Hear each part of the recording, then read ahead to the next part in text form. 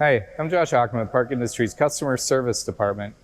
On this video, we are going to show you how to set the Y-axis work offset on a Saberjet we're on, but this also is the same concept for Voyager. And the Y-axis is the same as the X-axis. You're just turning your C-axis so that you would have the blade on this side over here.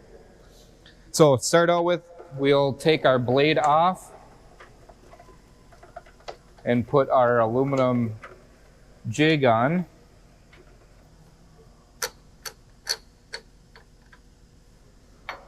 Remember, reverse threads on your arbor nut.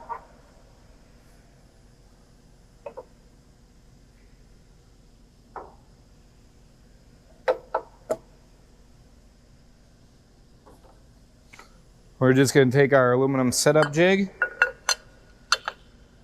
We'll leave the brass ring in there. And just snug your nut up. You don't have to take your wrench and tighten it up. But then we will bring our Z-axis down.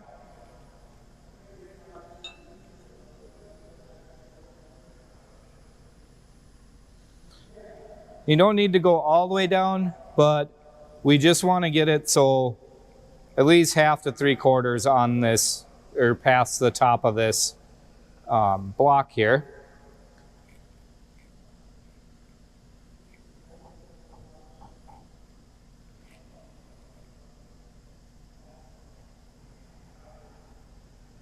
Now when you do get really close, I would recommend using your slow on your pendant.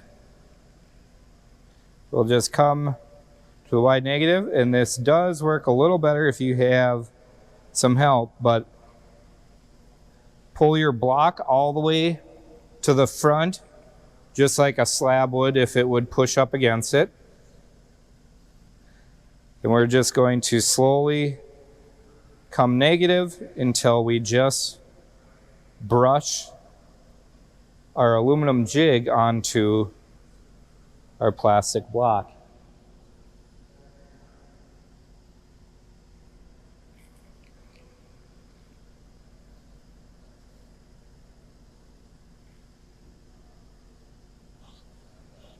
And right there, I can just hear it's hitting. So now we will go over to our screen and we will capture this position. Okay, so when you get back to your screen to capture your position here, we want to just go to our setup, our advance, and then our work offsets. Once you're here, just double check your dimensions are the same here.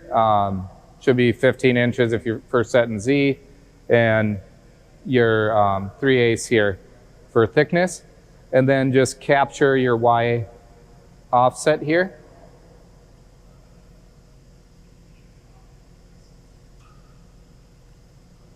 And that's how you capture your Y offset. The system will shut off. We can just turn our system back on, and we should be good to go there.